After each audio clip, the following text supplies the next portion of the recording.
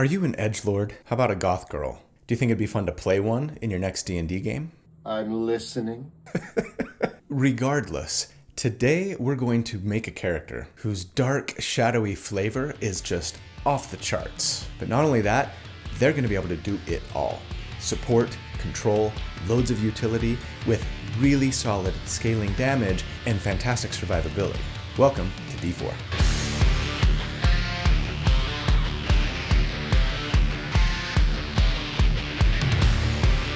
Hey everybody, so here at D4 every week I take a deep dive into character builds for my favorite role-playing games. I like to crunch numbers about them, I like to theorycraft about them, not so that I can tell you the right or the best way to play a character, but to explore one potential way to build something in hopes of creating a character that's both fun and powerful to play. So if you also enjoy creating characters for your favorite role-playing games, or if you enjoy theorycrafting, or if you're just looking for tips or ideas on how to build something that you're thinking about playing, then welcome home. This is where you belong, whether you are an edgelord or not. So I'm glad you're here. Thanks for watching. My name's Colby. Okay, so last week I put out my first ever tier ranking video, right? Where I ranked all the classes in the 5.5 Player's Handbook, plus Artificers. And where did I put monks? My favorite class of all time? Yeah, bottom of the barrel, D tier. Only slightly above rogues. Now, at the time of this recording, that video hasn't come out yet, but I have a feeling that there were a ton of you telling me that I was nuts for putting monks that low. They got so much love between 2014 and the 2024 rules, right? Lots of great buffs that surely they deserve to be higher than D tier. Many of you probably had personal anecdotes of monks at your table who just dominate every fight, stunning, killing, and never getting hit. I don't doubt that many of you have, in fact, seen monks excel lately, especially in D&D. And to be fair, I am thrilled with all of the improvements they saw in 5.5. I do still love playing monks, and I do actually think that they can be quite powerful, especially in early tiers of play. I don't, however, think that any of those things make my assessment of them wrong. Monks can be great, they can, but if we're talking single class monk builds when compared to other pure martial non-spellcasters, I think they fall behind, with maybe the exception of the rogue by comparison when it comes to the variety of mechanical power that they can bring to the table. Their survivability is worse than fighters and barbarians, as is their sustained damage. Their damage scales worse than either of those classes. They don't bring as much support potential in the form of being able to protect their allies. And while their control and utility might be a skosh better than barbarians and fighters, I don't think it makes up for their shortcomings. All my opinion, of course, and I'm perfectly fine with you disagreeing with me, but it maybe begs the question. Okay, fine. Can you make a monk that gets better survivability and better damage scaling even into late game? Well, with some multiclassing? Yeah, I think we absolutely can. And the one we build today is also going to be, like I said in the intro, dripping with deliciously dark flavor to boot. So let's just get right into it, shall we? I am really excited to present D&D build number 251, Warrior of Shadowfell. The Way of Spore and Shadow, the Fungal Fist, the Shadow Shroom, Thunder from Down Under, Dark, the Truffle Scuffle, Circle of Gloom, Monk Shroom, No Molds Bard, Shiitake Strike, Bloodspore, Agent Molder, Shanghai Shroom. Holy crap, I just have to say that the Help Me Name My Builds channel has become easily the best part about my Discord server, right? No question. People went nuts this week, but no one more than Fearless Elbow, who came up with a ton of good ones, but my favorite was the Cavern Brawler. So that's the one we're going with. Huge thanks to my friend Randall Hampton for the fantastic artwork that he put together for the build this week. He does this every week. I love this one. The motion in that nunchuck, right? So cool. If you'd be interested in following him to check out the other stuff that he does, or maybe even trying to commission him to create some art for your character or even your entire party, I will put links in the video description, as always, on how to do so. But first, a word from our sponsor, the epic Kickstarter Mythozoology. Will, wrong channel, man. Your D&D shorts, D&D longs, remember? I know you are rightfully excited about the sponsor today, but I got this. Okay, go for it.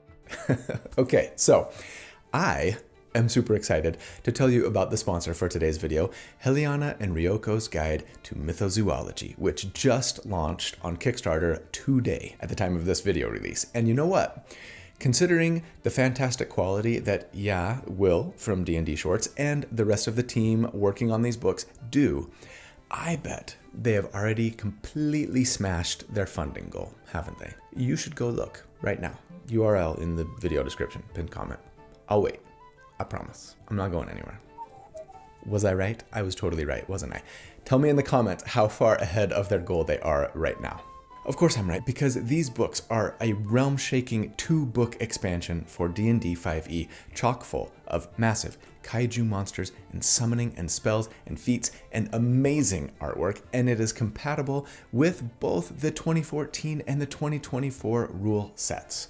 So let's dive in here. You like boss fights? How about multi-phase boss fights? Like new classes? The Maker class in these books lets you wield the power of monsters that you defeat and landscapes you discover. So be rewarded for exploring your world. So cool.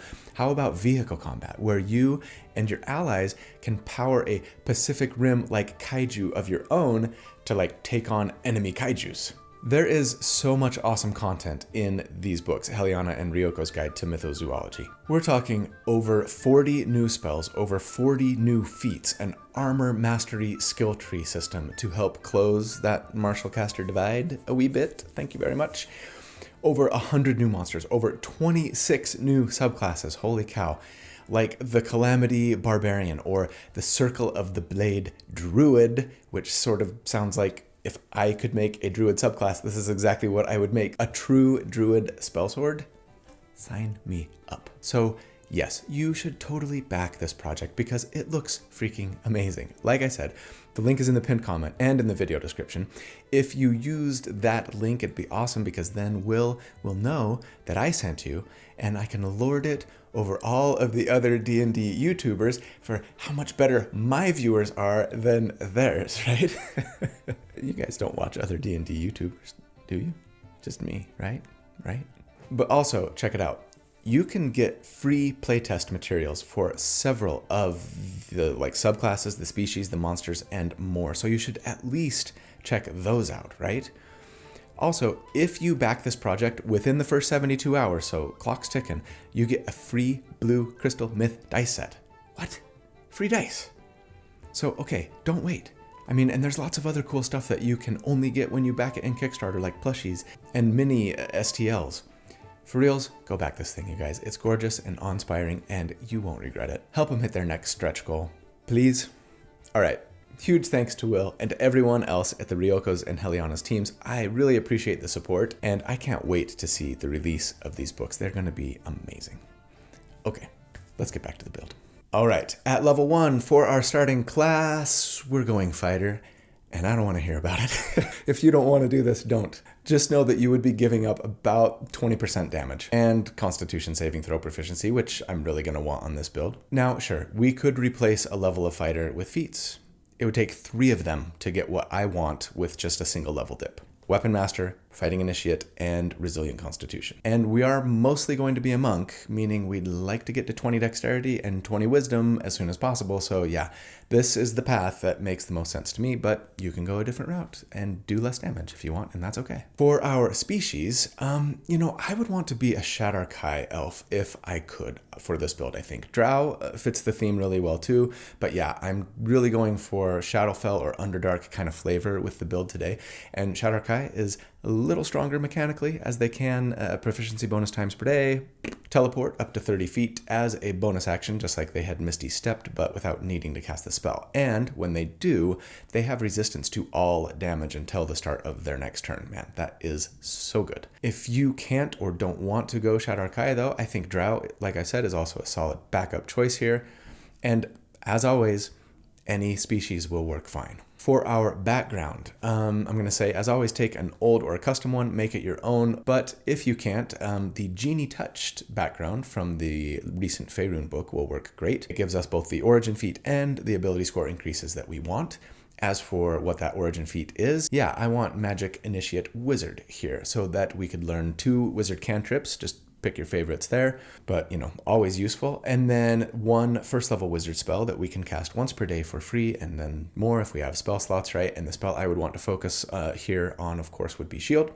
so that we could, when hit by an attack, use our reaction to raise our armor class by 5 until the start of our turn, which will do wonders for our survivability. And yes, I am going to be trying to prioritize both our survivability and our damage with the choices that I make today, both to kind of help make up for where I think monks are lacking a bit compared to other martials, and because actually improving our survivability will also improve our damage on this build, not just because a dead monk does no damage, though that is also true, but yeah, we'll get into that later. For our starting ability scores, I assume that we go the point buy method as always and say let's take a 15 dexterity plus 2 there, a 14 constitution, and then a 15 wisdom with a plus 1. For starting equipment, I mean, we're a fighter, so sure, grab some studded leather just for this level, I think, right? But then as far as weapons are concerned, we're going to want like a couple of light weapons with the right mastery properties, right? So a short sword or hand axe will get us Vex, and then a dagger, a light hammer, or a scimitar would get us Nick. I'd probably favor the hand axe and the dagger or the light hammer, as those weapons also have the thrown property so that we could use them for ranged attacks if need be, right?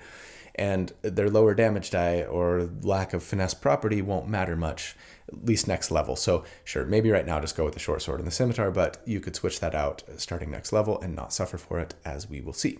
As a fighter 1, then we get, yes, weapon masteries, and we would want to prioritize Vex and Nick. Vex would let us have advantage on the next attack that we make against that enemy who we've hit with the Vex weapon until the end of our next turn. We hopefully wouldn't need it much on this build, so sure, actually, you know what? Let's grab a club here too for the slow property. If we don't need advantage, slowing would be really nice for what we'll be doing later, and why not flavor it like a nunchuck? And then use a dagger for Nick and flavor it like a sai. Heck yeah. Michelangelo and Raphael wrapped into one character. I love it. Dang, now I kind of want to go turtle for the species. But yeah, it wouldn't do much for us, alas. Except for the flavor. And that's not nothing. But yes, as a reminder, Nick lets us make the offhand attack that we get to make when wielding 2 different light weapons as part of our attack action instead of needing to use our bonus action, right? Which is wonderful, for us especially. And then slow, when we hit an enemy with that weapon, they're just slowed by 10 feet on their turn. Potentially really useful, and I think it will be for us. As for our fighting style that we get as a fighter 1, we're going to want to go with the 2-weapon fighting style so that said offhand weapon attack can still benefit from our dexterity modifier for damage, right?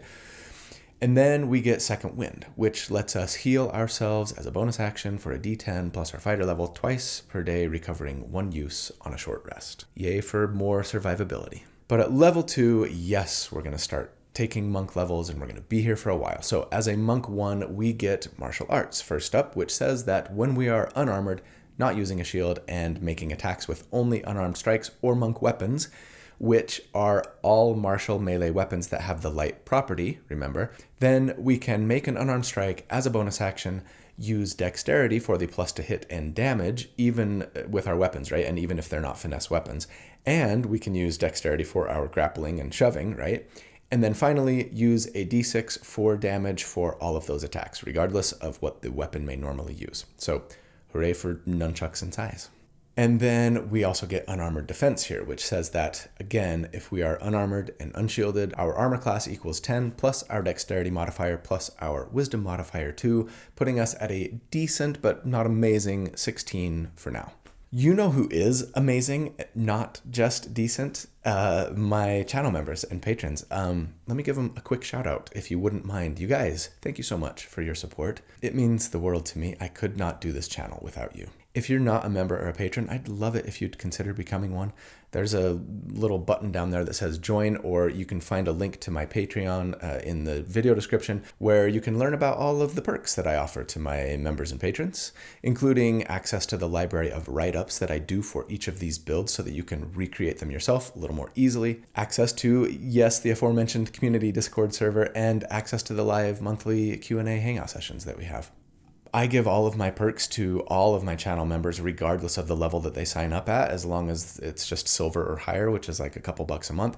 I just ask that you pay, what you feel it's worth and what you think you can afford. But if you are not interested or don't feel that you can afford supporting the channel in this way, that's fine. I'm really glad that you're just here. Watching, liking, subscribing, especially, are all great ways to support too, so thanks. At level 3, we would be a monk 2, and that means we get monk's focus, which gives us our focus points, right? We get 1 per monk level. They reset on a short rest, and we can use them for one of 3 things. Flurry of blows to make 2 unarmed strikes as a bonus action instead of 1. Patient defense so that we can disengage as a bonus action, or disengage and dodge if we spend a point. And step of the wind so that we can dash as a bonus action, or dash and disengage if we spend a point. Lots of useful and fun stuff here. We also get uncanny metabolism so that we can, once per long rest, when we roll initiative, regain all of our spent focus points and heal a number of hit points equal to a roll of our martial arts die plus our monk level. Really nice. This plus second wind should keep us reasonably healthy most of the time, even if we don't have time for as many short rests as we would like.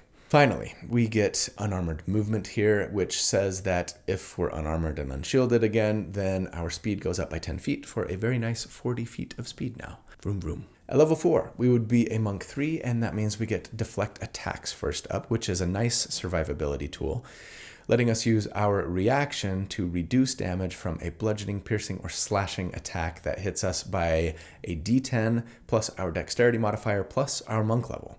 That's really nice. So why did I want the shield spell so badly if we have this? Simple. Shield bumps our armor class by 5 for the rest of the round. Deflect attacks, as great as it is, only works against that one attack that hit us, right? So if you've got your free use of the shield spell available and or spell slots for it later, and, there are maybe still quite a few enemies that get to take their turn before it's going to be your turn again, and those enemies might be attacking you, then sure, use shield if you get hit, if that's going to cause the attack to miss, right? If, on the other hand, you're out of shield uses, or maybe you got crit or hit by more than, 5 higher than your armor class, or maybe if you're going to get your turn before you likely get attacked by other enemies, then yeah, deflect attacks will be great, and I like having both options. Don't forget, if we use deflect attacks and reduce the damage to 0, we can spend a focus point to force an enemy to make a dexterity saving throw or take damage equal to 2 rolls of our martial arts die plus our dexterity modifier. I'd probably avoid doing this unless you're pretty confident that it's going to lead to the enemy's imminent death, especially with as few focus points as we currently have, but you do you.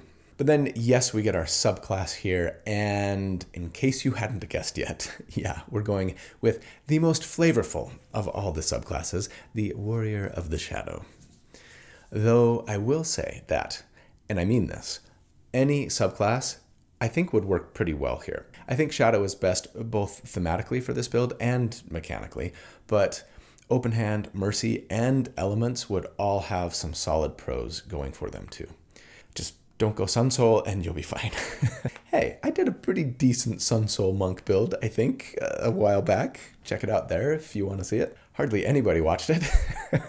You should totally check it out as soon as this video is over, of course. Anyways, as a Shadow Monk, we get the Shadow Arts feature here, which is really like 3 features in one. First up, it says that we know the minor illusion spell and we use wisdom for casting it, right? That's fun. Second, we gain dark vision, or if we already have it, which we do, then the range increases by 60 feet, meaning 120 feet of dark vision for us. That's nice. Finally, and most importantly for us, we can spend a focus point now to cast the darkness spell without any components even, so just like with our mind. And when we cast it this way, we can see inside of it. So unfortunately, like if you went Drow, for example, for your species, and you have the darkness spell, right?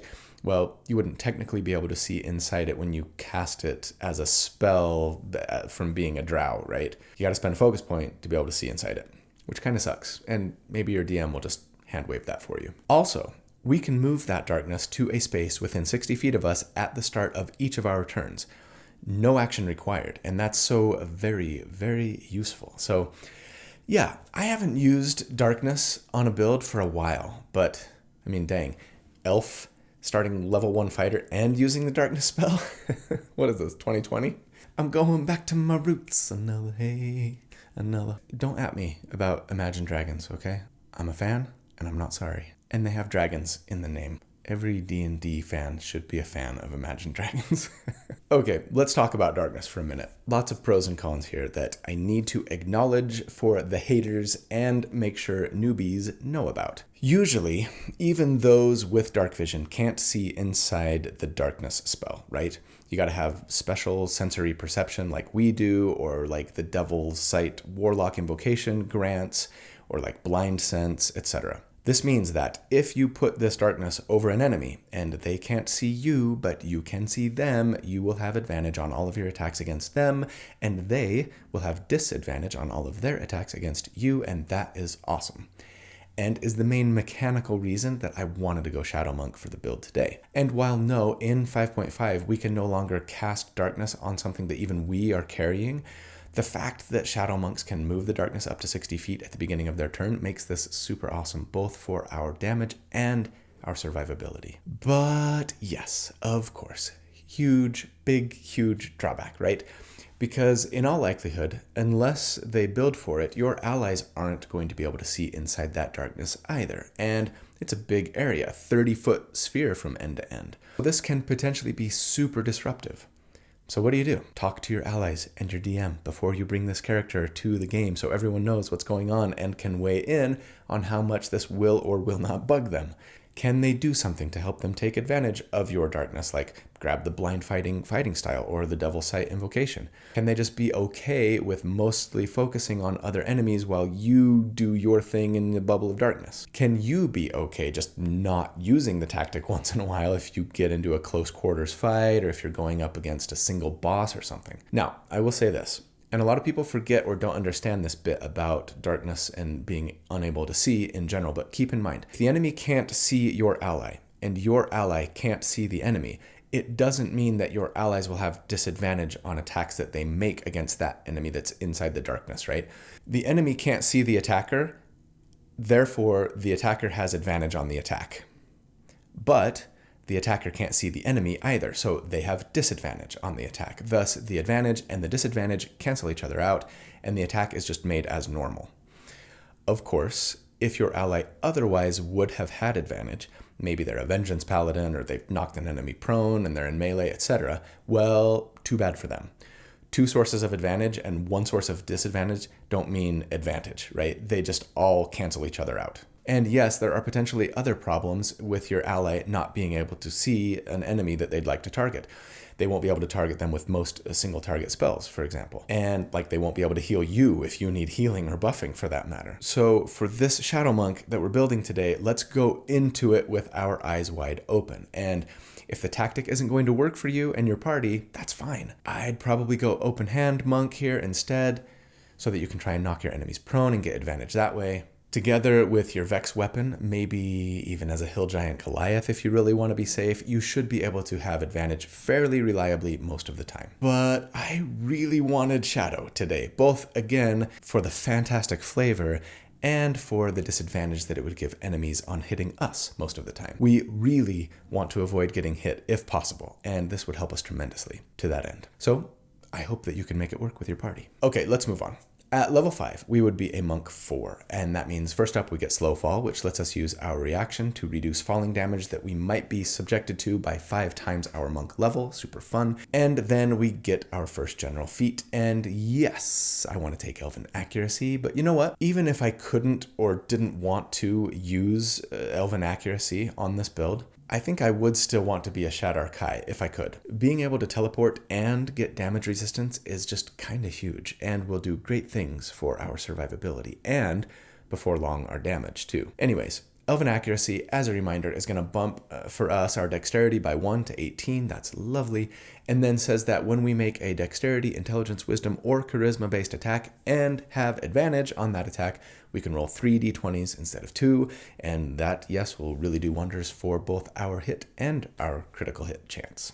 Yay. At level 6, we would be a Monk 5, and that means we get extra attack so that we can make, well, for us, 3 attacks when we take the attack action, right? We were already making 2 thanks to Nick. Now it's 3. Awesome.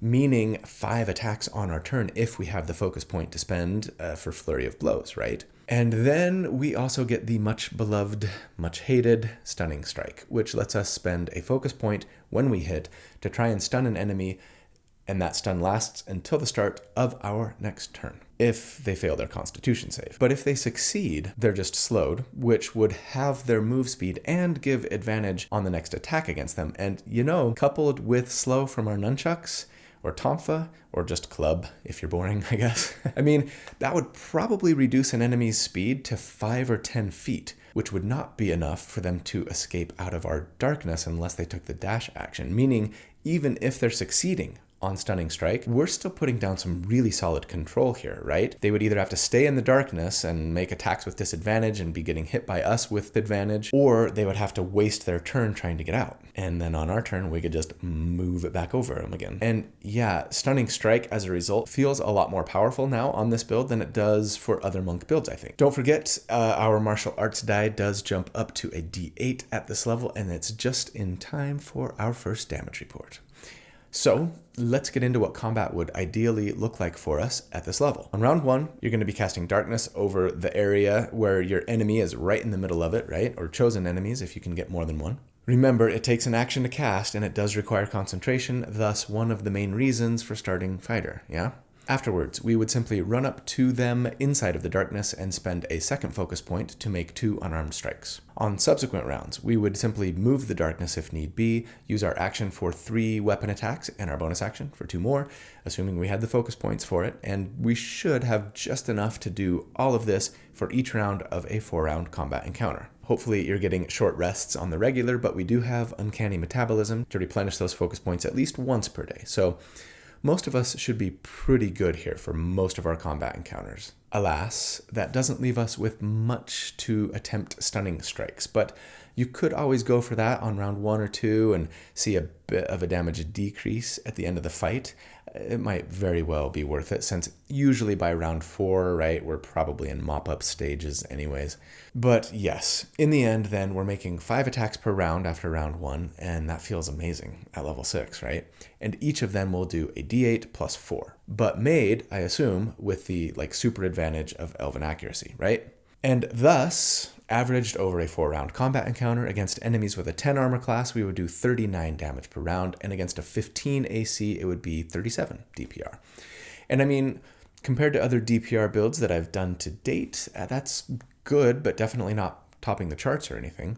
Call it middle of the pack, tier 2, tier 3 range. Oh, and by the way, for those who actually look at the spreadsheets that I link in every video description, yes, I have expanded the tiers here to add a 4th tier now. The graphs were getting a little crowded. So, okay, we've got some decent control potential, some solid survivability, probably some nice utility if our party is in need of a roguelike character and we took the skills for it, right? And above all, a coolness factor that no other character can match. So how do we get this dang thing to scale? I mean, sure, we could stick with Monk here, right? Picking up 1 more unarmed strike 5 levels from now, ouch, and a bump to our martial arts die 6 levels from now. And I mean, that's not nothing from a scaling perspective, I appreciate that, but we would get more damage and even survivability too, not to mention some really great support potential if we do some more multi-classing here. So this character, see, they're from the Shadowfell or the Underdark, right? They are really into nature, sure, but maybe a particular niche or focus of nature. Or maybe, in the case of the Shadowfell, not the natural world as we know it, but the natural world as they do. They might have a keen interest in not just being at one with the dark, but in knowing intimately the things that grow in that darkness. This doesn't have to be twisted or sinister, but it could be if you wanted. Regardless of your reasons, though, yes, we are taking Druid levels now. As a Druid 1, then, we get Druidic, first of all, that special language that Druids use to leave messages for one another in the forest, and then we get a primal order choice. Since we don't need medium armor or martial weapon proficiency, we're going to go with magician, and that's nice. It gives us a bump to our arcana or nature checks equal to our wisdom modifier, and lets us learn an extra druid cantrip, some really nice utility there. Speaking of cantrips, yes, we get druid spells here as well, and I think I would just be looking to the usual suspects here. Guidance for some nice additional utility in the form of a D4 to ability checks, some healing via, Goodberry Healing Word and or Cure Wounds, And yeah, I really love that we've now got some solid like backup healing capacity in addition to our solid damage and utility. The build is feeling a lot more well-rounded to me now than just a straight class monk for sure. I'd love to have the jump spell for a little more movement and ability to get to hard to reach places, but above all, I think I'd prioritize absorb elements for this build so that we could have one more defensive reaction move, right? But this time to have any elemental damage that we might be subject to. Fire, acid, lightning, cold, etc., right? And yeah, it feels like we've got a really nice suite of defensive moves now to help us stay healthy. At level 8, we would be a Druid 2, which lets us, twice per day and recovering 1 use on a short rest, transform into a beast of 1/4 challenge rating or lower that can't fly. And I mean, yeah, the utility that Wild Shape can bring us, especially for infiltration and getting to hard to reach places, is almost unparalleled in D&D, I think. We will have some nice additional uses for Wild Shape though, one from our subclass and then one more at this level in the form of Wild Companion. This lets us have a familiar, a la the Find Familiar spell, and you all know how much I love familiars, both for scouting purposes and for help actions. If you're gonna summon a familiar on this build though, don't make it an owl. It's got to be a bat. They have blind sight out to 60 feet, so they could still do stuff in your darkness bubble. Anyways, at level 9, we would be a Druid 3, and yes, that means we get our Druid subclass, and we are going to go with, I mean, if you were watching while I was trying to decide what to name the build, you know, we're going Circle of Spores. I haven't used Spores Druids since the 5.5 rules came out. That's kind of shocking to me, actually. The last time I used Circle of Spores was in the Echo Knight build, right up there about 2 years ago. So let's remind ourselves of what this little ditty can do, shall we? First up, we get the big bummer of a feature, Halo of Spores. This says that when a creature moves into within 10 feet of us or starts their turn in that space, we can use our reaction to deal 1d4 of necrotic damage to them if they fail their constitution save against it. Phew. I am never going to use that feature. We also get a few free circle spells here. Chill Touch, Blindness, Deafness, and Gentle Repose. I don't imagine using any of them too often, though to be fair, making an enemy blind would give you the same benefit of having them in darkness, right? Though without the potential drawbacks for your allies. Of course, it only works on a single enemy, and they get to save against it every single turn. But it doesn't require concentration. It's worth considering using in some fights for sure. But the main reason that we are here, of course, is for the Symbiotic Entity feature, which says that as an action, we can burn a use of our Wild Shape to awaken the spores that surround us for 10 minutes. I really wish that this lasted as long as like regular Wild Shape, but oh well. And that during that time, we get 4 temporary hit points per Druid level, and that when we use Halo of Spores, we get to do 2d4 damage instead of 1d4. And that's it. Freaking amazing ability, right? Just kidding. I'm still not using Halo of Spores. No, we also get to add an extra d6 of damage to our melee weapon attacks. And for those who don't know, or who have forgotten, yes, this came out under the 2014 5e days, right? And it was clarified by Jeremy Crawford and the Sage Advice Compendium that unarmed strikes are, in fact, a type of melee weapon attack. I know, the language is weird, and I'm glad they cleaned this up for 5.5, but yes, this then should add damage to our weapon attacks and our unarmed strikes. Check the old Sage Advice Compendium if you need backup for your Dungeon Master. Now, the big kicker here is that these benefits only last 10 minutes, like I said, or, importantly, until those temporary hit points that you got are gone. And this is the main reason why I've been trying to really prioritize our defensive capabilities this whole time. Well, that and the fact that I don't want to die. But yeah, as long as we can avoid getting hit as much as possible and reduce damage to us when we do get hit, we should be able to enjoy a really nice damage bump, right? And I mean, a d6 of damage isn't a ton, but with as often as we're attacking, it really adds up. 5d6 extra damage per round as nothing to sneeze at, right? Oh, we also get second level druid spells here, of course. I should have lumped the circle spells in here. I'd again just be looking like to the usual suspects. Aid for some healing and max hit point increase. Lesser restoration to cure nasty effects, hold person for great humanoid paralysis, pass without trace is fantastic party-wide stealth buff, right? And sure, consider spike growth for some nice snaring and like make your life miserable for enemies stuck in the briar patch, though no, I'm not planning on building around that spell today. No cheese graters, sorry. Okay, at level 9, it is time for our next damage report. Since last check, the only thing we've really done to increase our damage is add a d6 to every hit via symbiotic entity, but that's not nothing. Since the ability lasts for 10 minutes, yeah, I am just going to assume that we've got it going when combat starts, though. Of course, if it's not up, I do think it's worth kind of getting it going on round 1. It will really suck, though, to have to use our action for this on round 1 and then our action for darkness on round 2, right? I'm glad that we can make a couple of bonus action attacks per round still, but yeah, that'll be a bummer, and we should do something about that soon, I think. Other than that, we've just gained a boatload of nice support, utility, and survivability options, which are all good things. So yeah, it's been a productive few levels for us, no doubt. Averaged now, though, over a 4-round combat encounter against enemies with a 10 armor class, we would do 56 damage per round, and against a 16 AC, it would be 54 DPR.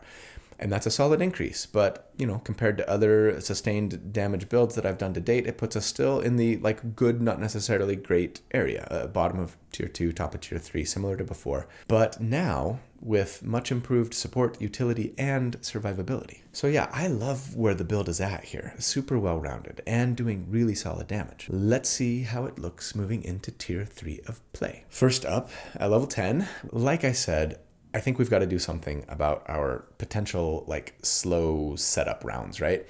If we can start combat with symbiotic entity going, it won't be too bad, but if not, it takes a long time for us to get firing on all cylinders. So yeah, let's go back to fighter real quick and grab the ever useful action surge so that we can take 2 actions on a turn, once per short rest. That'll be huge, letting us get symbiotic entity and darkness going right on round 1, or if symbiotic entity is already up, casting darkness using action surge and getting all 5 of our attacks right on round 1, right? Such a potent ability. Also, we get tactical mind now at fighter 2 as well, which adds some really great utility to our now pretty impressive list of utility capabilities. This says that if we fail an ability check, we can burn a second wind use to add a d10 to that check, only burning the second wind use if the d10 roll turns the failure into a success, right? That's awesome. This plus guidance, we should rarely fail important ability checks that we're proficient in, at least at this point. And, you know, with Magician from Druid, we've got a healthy heaping of skill proficiencies, or basically skill proficiencies. Anyways, at level 11, then I think we go back to Druid, making us a Druid 4 because, yeah, I really want that feat, right? And I would use it to just bump our dexterity to 20. It's great for our armor class, it's great for our damage, it's even great for our deflect attacks. Not to mention our dexterity-based skills, our initiative. I would love to get a half feat like Mage Slayer or something, but yeah, I want to bump my wisdom up too eventually, so there's just so many things that I want as feats, especially as a monk. But then at level 12, we have a decision to make. Do we go back to monk for more focus points, evasion, awesome shadow monk abilities, and eventually a higher martial arts die and another unarmed strike with flurry of blows? Or do we stay with Druid to keep pumping up those temporary hit points and to grab more and better spells? I would say, you know, if you've been playing the character to this point, you'll have a pretty good idea as to how easy or difficult it tends to be to hold on to those temporary hit points from symbiotic entity. I mean, we've done a lot to help us out in the defensive department. Shadowkai with their damage resistance a few times per day. Darkness will be giving most enemies disadvantage on their attacks against us. If we do still get hit, we've got the shield spell and plenty of spell slots now for it, or deflect attacks if we get crit or something, right? And then, I mean, if a fireball or something like it comes our way, we've got absorb elements. Our armor class is a respectable 18 right now, even without any magic items like bracelets of defense or a cloak of protection. I like our chances of holding on to those temporary hit points for at least most of the combat encounter, if not all. But enemies hit pretty hard at this level and can have some pretty high to hit bonuses, right? So of course, there's no guarantee. If you have really strong support, maybe someone putting warding bond on you, that would be like I would give 50% of my gold income to a paladin or cleric to just keep warding bond up on me. Or maybe someone who's burning lots of uses of silvery barbs to force enemies to re-roll their successful attacks against you. Of course, they would still have to see that enemy to use silvery barbs on them. So, I don't know, something. If you've got support that's helping you not get hit and or reducing the damage that you take when you do get hit, then yeah, keeping those temporary hit points gets even easier. So going back to Monk, yes, would be my preference here. And even though I don't know what your teammates may or may not be doing, in the interest of exploring what's possible, let's just see what it looks like if we do that to try and stretch this thing to the limit from a damage perspective, okay? Plus, here's the real dirty little secret here. If I keep going Druid, then I'm going to get to conjure minor elementals before long. And if that happens, then I'm going to feel obligated to use that spell instead of darkness. But if that happens, then I'm going to wish that I'd have gone open hand and probably Hill Giant Goliath and the lucky origin feat so that I could be shoring up my advantage. And that is a totally different build that I'm not really going for today. So I'm going to keep that one on the to-do list. Plus the level 6 Spores Druid feature is my least favorite of the subclass. I don't want to control an undead. So back to Monk it is. But staying Druid would not be a bad idea at all, and you should totally do it if that's what you want to do. But this means for us then we would be a Monk 6 at this level, and as a Shadow Monk we get Shadow Step, which really probably should not have been delayed this long because it's so dang cool. This says that when we're in dim light or darkness, we can use our bonus action to teleport 60 feet to another area of dim light or darkness. And yes, our darkness bubble can be used for like one or the other, right? And remember, we can move that darkness at the beginning of our turn, so this really opens up our ability to just bamf around the battlefield, and I love it. We also automatically have advantage on our next attack after we do this, though hopefully we won't need that too often if we're inside our darkness bubble, right? We'll already have advantage. Between this and our Shatter Kai teleport, we should pretty much be able to teleport anytime we want to. Nightcrawler for the win. We also get Empowered Strikes at this level, which says that our unarmed strikes can deal force damage if we want. That pretty much never sees resistance or immunity, at least in the monster manual. So that's awesome. At level 13, we would be a Monk 7, and that means we get Evasion. Hooray for one more survivability tool, right? Now, if that fireball comes our way, we'll take no damage if we make our dexterity save, and only half even if we fail. And yeah, if we've got our reaction, Absorb Elements would give us resistance to it. So again, holding on to those temporary hit points just got a little bit easier. But at level 13, it's time for our next damage report. Since last check, we haven't really done a whole lot to improve our damage. We capped our dexterity, that's nice, and Action Surge will definitely help on round 1 especially, for sure. But beyond that, it's mostly been defense and utility, which, are great things. But yeah, staying Druid wouldn't have done much for our damage either. Symbiotic Entity doesn't scale. The temporary hit points do, but the damage doesn't. Don't talk to me about Conjure Minor Elementals, I'm not listening, la la la la la. For reals, it is worth mentioning, yes, of course, Conjure Minor Elementals would do awesome things for your damage potentially, as would Conjure Woodland Beings for area of effect damage, and that's fun. But yeah, since they both require concentration, that would mean no darkness, which maybe will make your party happy, but it'll make your shadow self sad. And it's really important that we, deal with our shadow self. If you really wanted to explore that route, though, at this point in the game, you've been playing this character to this point thus far, yeah, go ahead and ask your DM if you can respec to a different subclass if you want, right?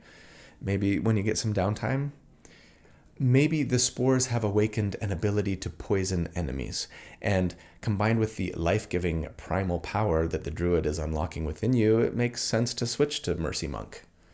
It works thematically really well, I think. And I mean, you have a familiar, and you could be using a Vex weapon. Semi-regular advantage is still pretty possible, even without help from allies. But no, not for me. Not today. I'm sticking with the darkness. Anyways, I am now going to assume that we're able to just make all 5 of our attacks every single round, thanks to Action Surge. And hey, bonus that we probably have some focus points to spare now, right? Meaning we can throw out an occasional stunning strike a little more easily, and that's nice too. But at this point, averaged over a 4-round combat encounter against enemies with a 10 armor class, we would do 71 damage per round. And then against a 17 AC, it would be just a little less, a 69 DPR. Nice.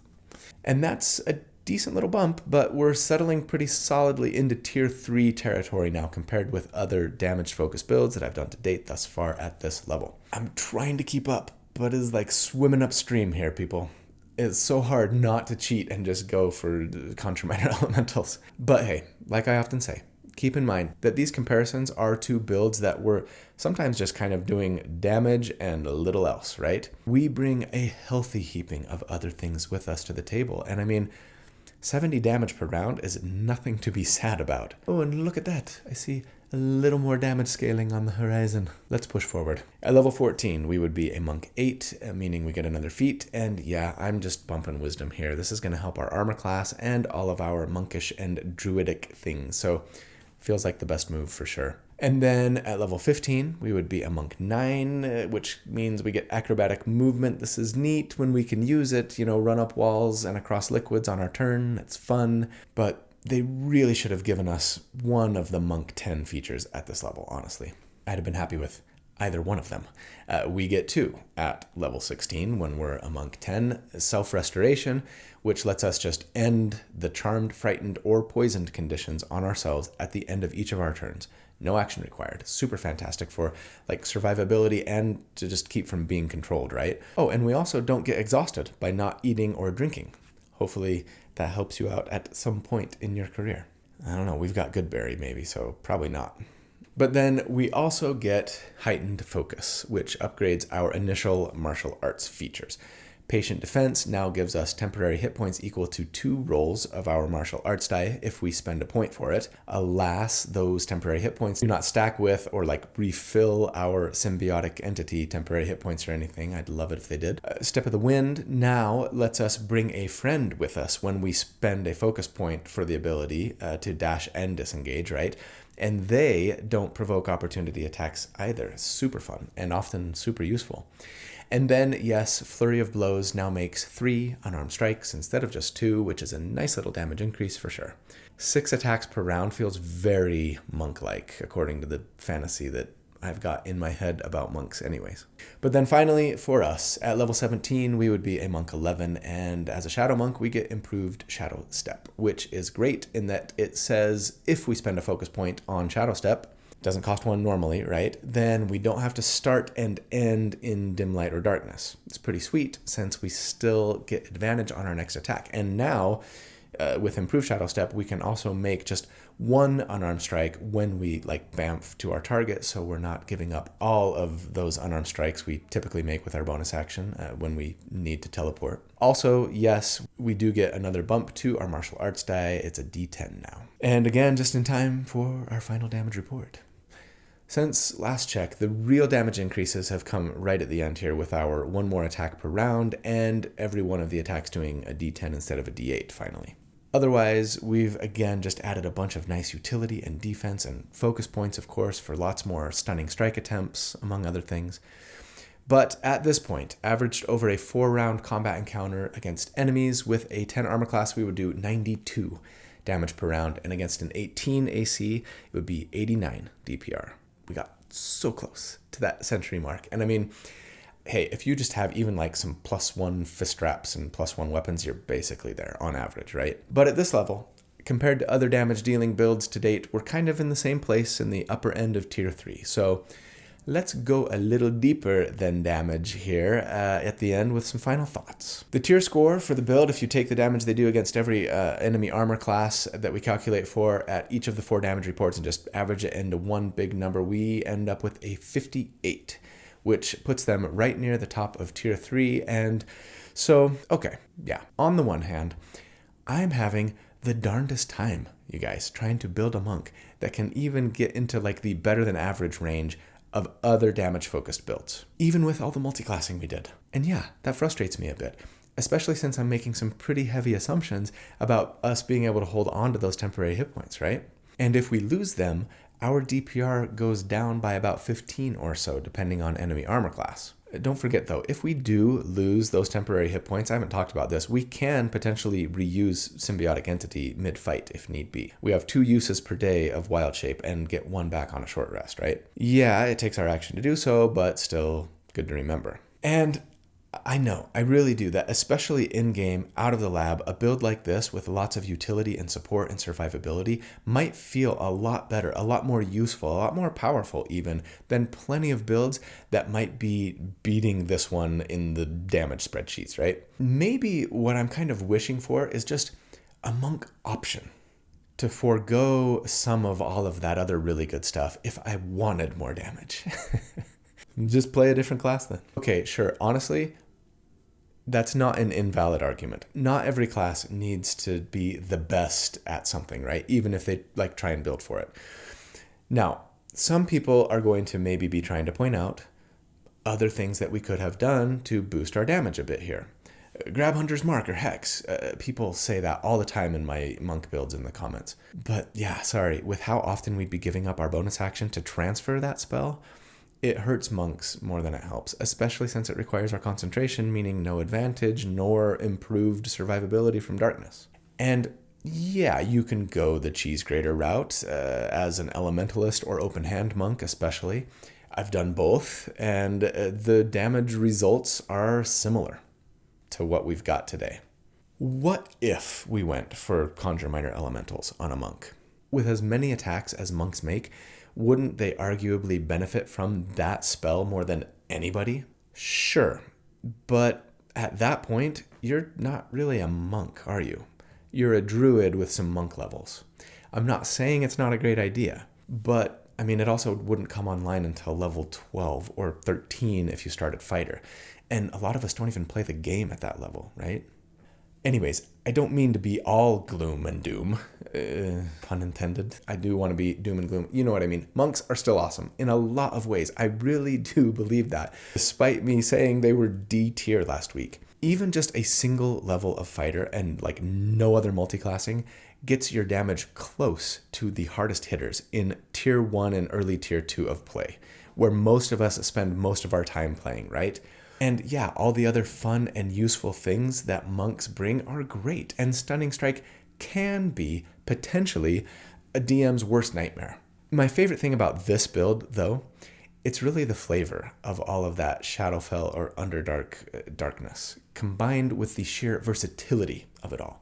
You would just have like so many things to do every round. You're probably using your action, your bonus action, and your reaction and your movement every single round to hurt and hamper enemies, and even sometimes support your friends while excelling in a lot of areas outside of combat too. Add all of those things to the fact that this is the hardest hitting monk that I've built for 5.5 so far. And yeah, this build is going right up there at the top of my next to play list for sure. I think as soon as we're done with the starter campaign that I'm playing right now at my home table, I might build a Cavern Brawler.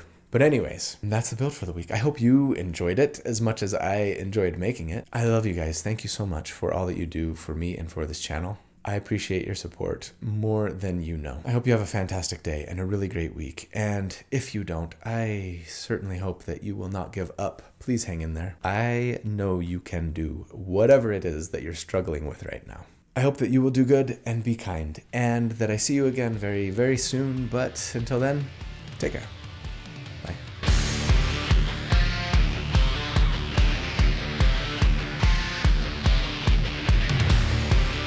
So let me slip away, so let me slip away.